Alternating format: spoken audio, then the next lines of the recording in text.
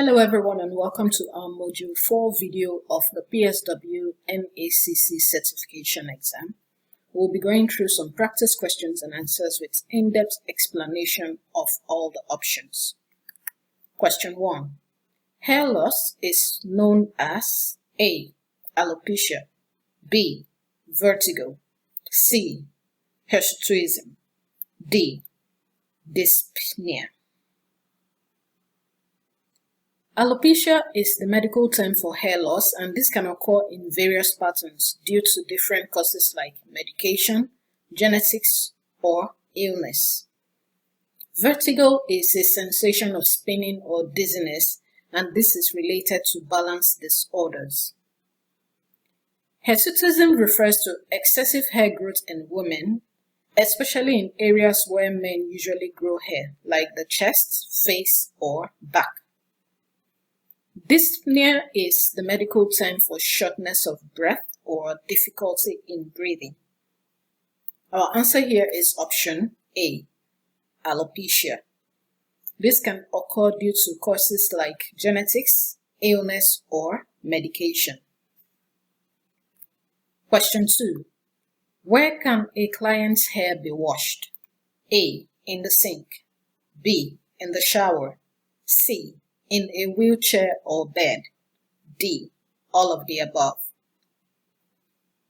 A client's hair can be washed in various locations depending on their mobility, condition, and the facilities that are available. The hair can be washed in the sink if the client can sit or stand, and they may not need a full shower or bath. Washing the hair in the shower is suitable for clients that are mobile enough to shower and prefer washing their hair as part of the shower routine. Washing the hair in a wheelchair or bed is for clients that are immobile or bedridden. The hair can be washed using portable basins, waterproof pads, or specialized devices to ensure the comfort and hygiene of the client. So the location and the method will always prioritize the client's safety, comfort, and dignity. Question 3. When dressing a resident who has an IV in place, what should the PSW do? A. Turn off the IV pump. B. Keep the IV bag above the needle site. C. Cut the shoulder area of the resident's clothing. D. Discontinue the IV. Turning off the IV pump is not within the scope of a PSW's responsibility, and this could disrupt the prescribed treatment. When dressing a resident with an IV in place, it is crucial that you follow steps like keeping the IV bag elevated above the needle site in order to maintain proper fluid flow, and dressing the arm without the IV first, then carefully thread the clothing over the IV tubing and site in order to prevent dislodging the needle. Cutting the shoulder area of the resident's clothing is unnecessary unless the clothing cannot be removed in a way that protects the IV site. Discontinuing an IV is a medical procedure that only licensed healthcare professionals should perform. So our answer here is option B, keeping the IV bag above the needle site. Question 4. When caring for a resident's hair, what should the PSW try first if the hair is very tangled? A. Call the nurse in charge. B. Wet the tangled hair with alcohol before combing. C.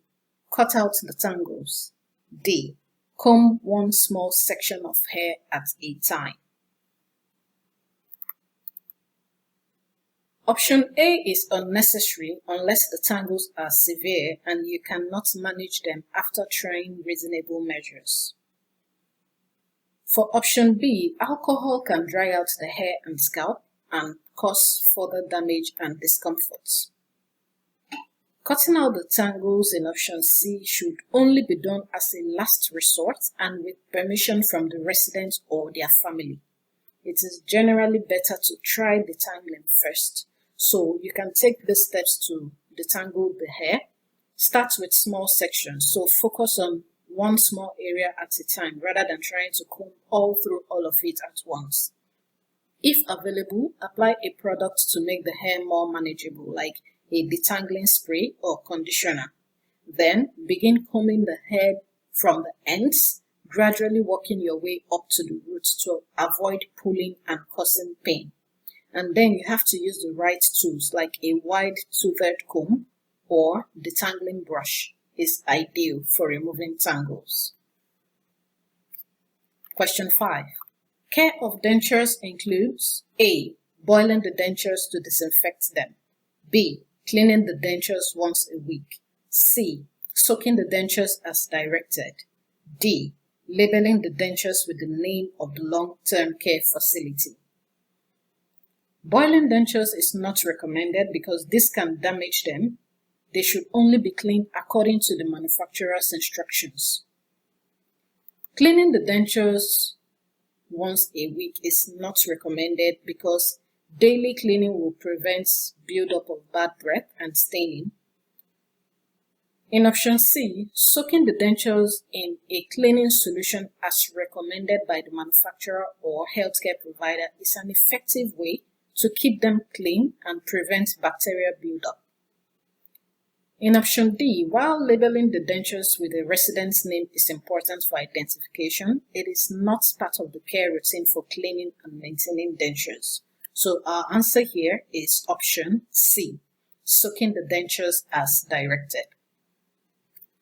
Question 6. A supportive care worker who assists clients or performs ADLs for a client is A. An occupational nurse. B. A registered nurse. C. A ward clerk. D. A personal support worker. An occupational nurse focuses on health and safety within workplaces, but not specifically on assisting with ADLs. ADLs is activities of daily living.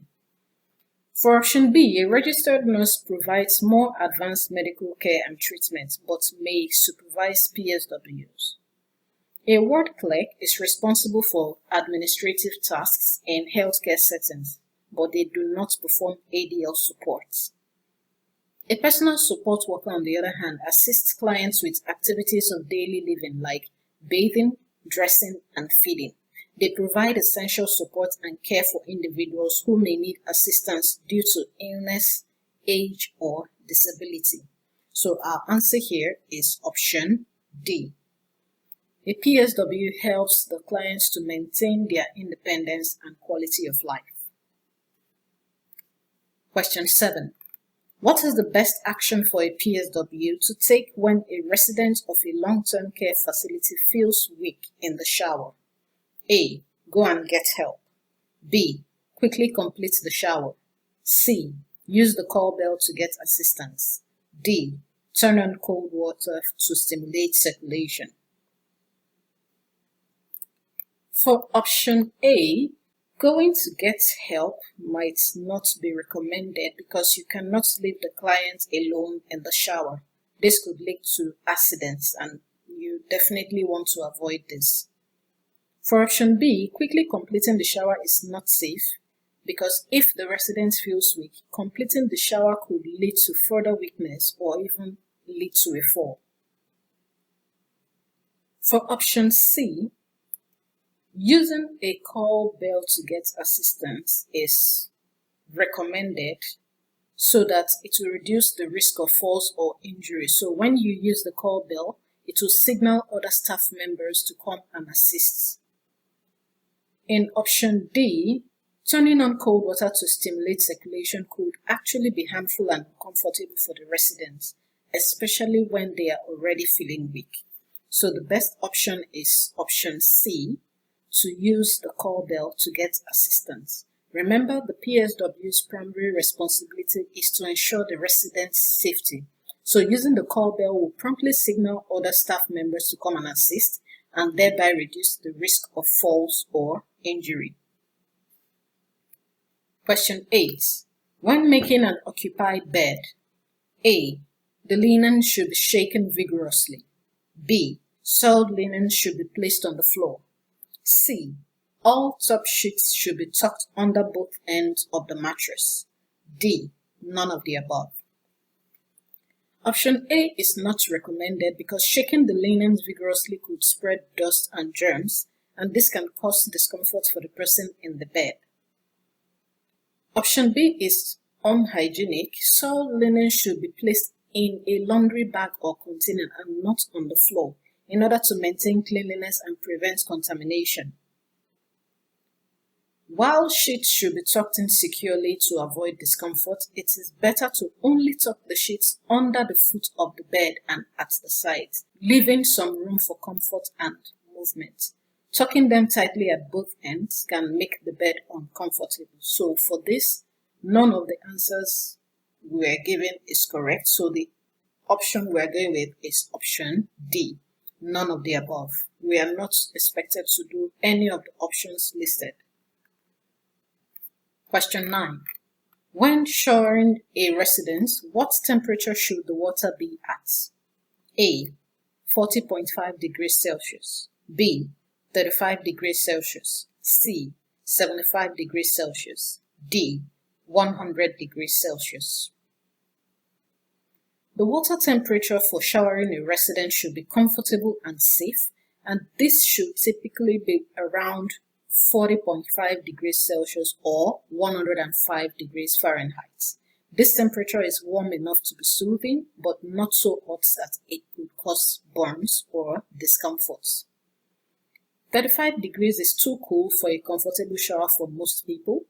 75 degrees is dangerously hot and can cause severe burns. And 100 degrees Celsius is the boiling point of water, and this is unsafe for any use on the skin.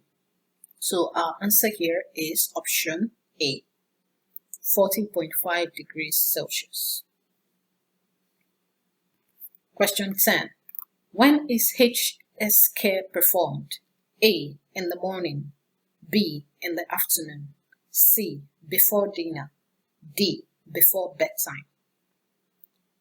HS care is also considered as the caregiving at the hour of sleep, and this is the kind of care that a client or patient receives before they go to bed. So typically this includes activities like helping them wash up, brush their teeth, change into sleepwear, or sleep comfortably in bed, or settle comfortably in bed in order to promote restful sleep. So our answer here is option D. HS care is performed before bedtime. Question 11.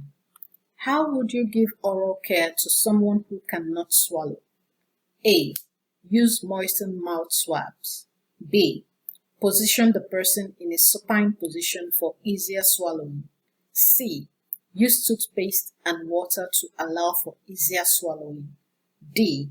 If they cannot swallow, they cannot receive oral care. For individuals that cannot swallow, oral care must be adapted to ensure their safety and comfort while preventing aspiration and maintaining oral hygiene. So the best practice is to use a moistened mouth swab, and these are specifically designed to clean the mouth gently without introducing large amounts of liquid, thereby reducing the risk of aspiration. For options B, C, and D, lying flat increases the risk of aspiration, and this is not recommended during oral care. Toothpaste is safe, but water for rinsing can be aspirated if the person cannot swallow. Option D is totally incorrect because oral care is essential for everyone to prevent infections, discomfort, and complications like pneumonia. So our answer here is option A, using moistened mouth swabs. Question 12. Skincare includes A. Preventing pressure, especially over bony prominences. B. Cleansing. C. Moisturizing with lotion. D. All of the above. Our answer here is option D, all of the above. For option A, we have to prevent pressure over bony prominences because pressure ulcers can develop when there is prolonged pressure on the skin, especially over areas like the heels, the elbows, the hips, and the tailbone. Proper positioning, use of cushions, and frequent repositioning will help to prevent these ulcers. So that is the type of skincare. Cleansing removes sweat, dirt, and bacteria, thereby reducing the risk of infections and irritation. So cleansing is a part of skincare. Moisturizing with lotion keeps the skin hydrated and prevents dryness and cracking, which could lead to infections. This is also a part of skincare. So all of the above options are included in skincare. Question 13. You are taking care of an elderly patient at a long-term care, and you notice that the patient is unable to void and states that he has burning sensation when urinating. You know that this means that they are experiencing A. dysuria, B. diarrhea, C. hepatitis, D. hemiplegia. Dysuria is a painful or difficult urination, and there is always a burning sensation during urination. This is a symptom of a urinary tract infection or other issues in the urinary system, especially in elderly patients because they are at higher risk. Options B is just a misspelling of dysuria, and option D, hemiplegia, is paralysis on one side of the body, and it is unrelated to urination. For option C, it also has nothing to do with the question we have. Hepatitis is an inflammation of the liver tissue, but the scenario we have here talks about urination. So our answer here is option A, dysuria. Question 14. Which one of the following best helps to reduce pressure on bony prominences? A. Repositioning every 6 hours. B. Sheepskin. C. An alternating pressure air mattress. D. Both B and C. Repositioning is important to prevent pressure sores, but the recommended frequency is every 2 hours and not every 6 hours. Sheepskin is used as a pressure relieving material because it distributes weight evenly and helps to reduce pressure on sensitive areas like bony prominences. An alternating pressure mattress is a type of mattress that uses air that periodically alternates between different chambers, thereby redistributing pressure and reducing the risk of pressure ulcers. So our answer here is option D, which is both options B and C. Like I mentioned earlier, repositioning is important for preventing bed sores. However, this should be done every 2 hours and not every 6 hours. Question 15. The average output of urine in a 24-hour period is A. 1,500 milliliters, B. 2,000 milliliters, C. 2,500 milliliters, D. 3,000 milliliters. The average output of urine for a healthy adult in a 24-hour period is typically around 2,000 milliliters. However, this can slightly vary depending on factors like fluid intake, health conditions, and climate, but 2,000 is considered the general average. So our answer here is option B. Question 16. What is a tub bath used for? A. Refreshing and relaxing the client. B. Cleansing the skin. C. Preventing the spread of infection.